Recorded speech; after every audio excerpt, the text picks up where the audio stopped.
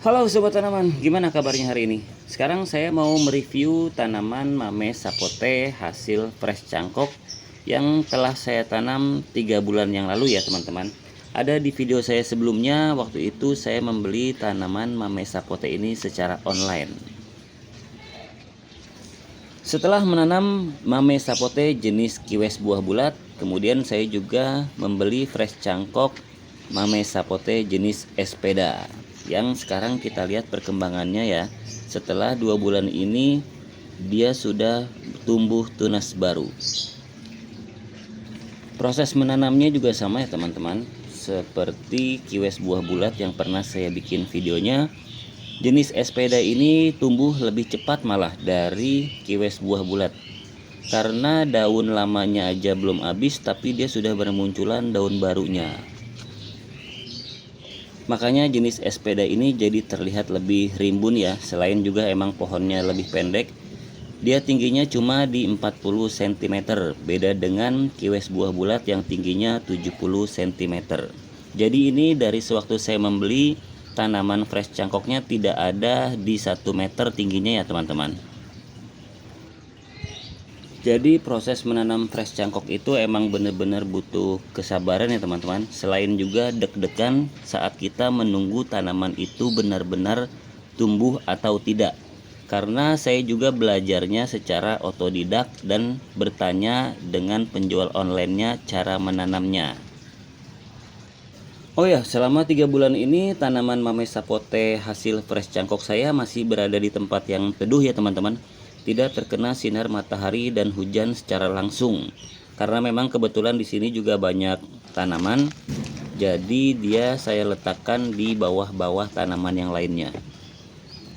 Untuk mame sapote kiwes buah bulat ini, sewaktu berumur 2 bulan fresh cangkok, langsung saya pindahkan ke planter bag ya teman-teman.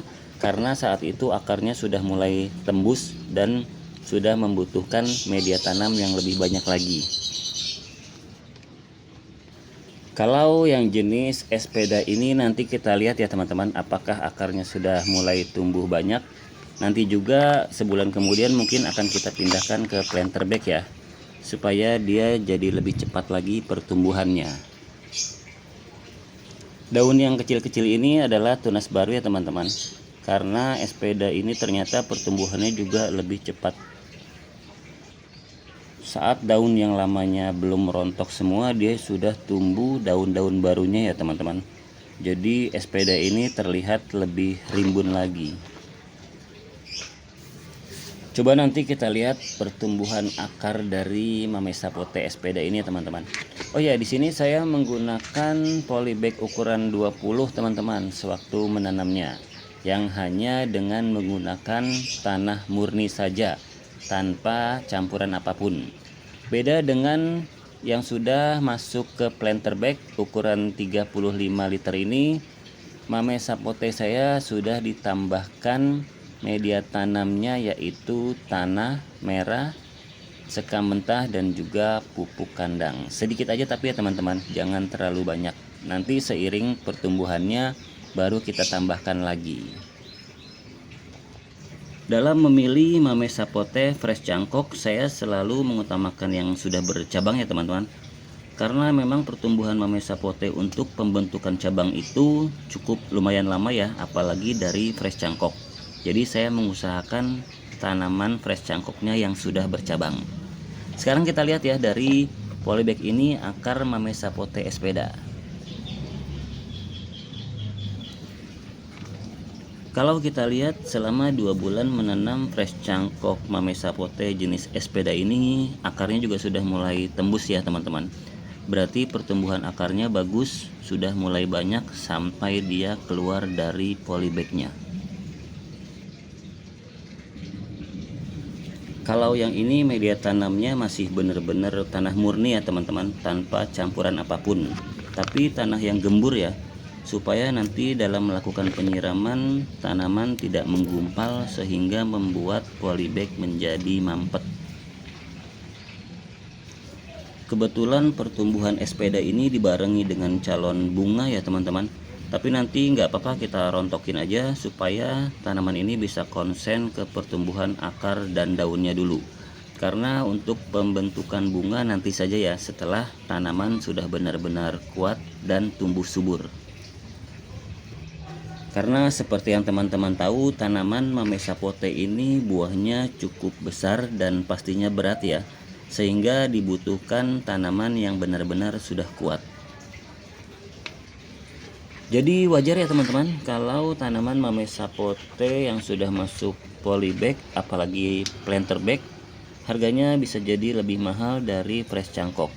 Karena memang membutuhkan waktu yang cukup lama untuk membentuk tanaman ini benar-benar dibilang sudah stabil. Oh ya, dari awal saya menanam fresh cangkok ini saya tidak melakukan penyungkupan tunas ya teman-teman. Jadi tetap dibiarkan saja karena saya konsen di media tanamnya.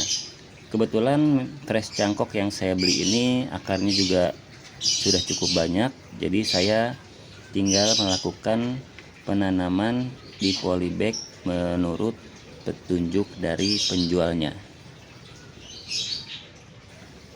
Kalau sudah masuk ke polybag atau planter bag seperti ini, harganya sudah cukup lumayan ya teman-teman. Mungkin bisa berkisar di antara 300 ribuan untuk yang di polybag atau 600 ribuan ke atas untuk yang sudah masuk ke planter bag, atau bahkan bisa lebih lagi harganya. Karena waktu saya membeli fresh cangkok ini juga harganya mulai di 200 ribuan. Apalagi sudah banyak cabangnya dan rimbun seperti sekarang ini. Oke, buat teman-teman yang mau nanam Mame Sapote fresh cangkok, jangan takut ya, asal mengikuti prosedur yang diberikan oleh petaninya. Karena bagaimanapun juga mereka lebih berpengalaman ya. Lumayan juga kan untuk kita yang mau menghemat budget, kan bisa dibelikan lagi Mame Sapote jenis yang lainnya sehingga bisa menambah-nambah koleksi Mame Sapote kita yang begitu banyak jenisnya. Oke, sampai di sini dulu ya teman-teman videonya. Sampai jumpa.